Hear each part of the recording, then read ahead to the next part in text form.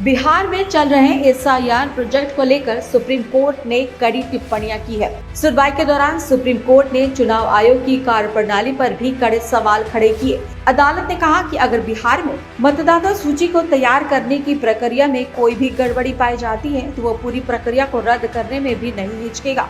Court ने साफ शब्दों में कहा, यदि मतदाता सूची में अनियमितता या पारदर्शिता की कमी पाई गई तो पूरी चुनाव प्रक्रिया को निरस्त करने में संकोच नहीं करेगा। ये टिप्पणी न सिर्फ बिहार बल्कि देश भर के चुनावी सिस्टम के लिए एक सख्त चेतावनी मानी जा रही है।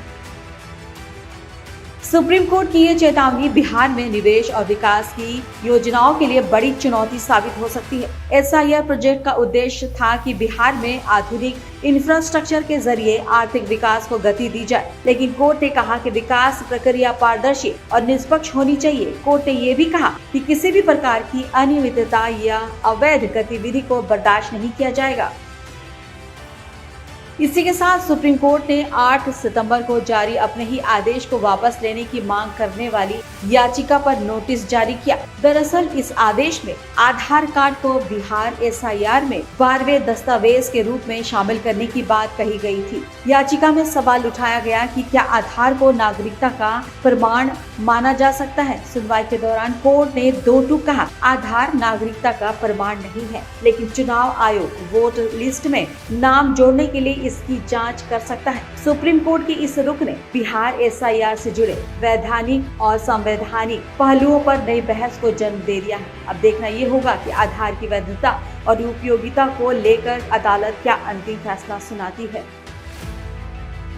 वहीं बिहार में एसआईआर लागू करने को लेकर अब सियासत भी गरमा गई है। कांग्रेस ने इस योजना का कड़ा विरोध जताते हुए इसे जनता के साथ धोखा बताया। वहीं पार्टी के नेता ने साफ कहा, एसआईआर की असल जगह कूड़ेदान में है। कांग्रेस का आरोप है कि इस योजना के जरिए प्रशासनिक मनमानी और भ्रष्टाचार को बढ़ावा दिया जा रहा है।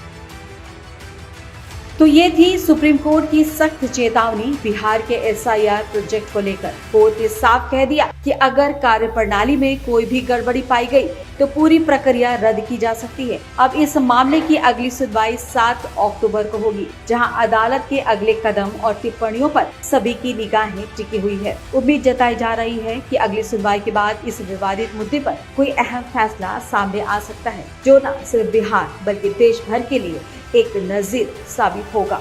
Report RN TV।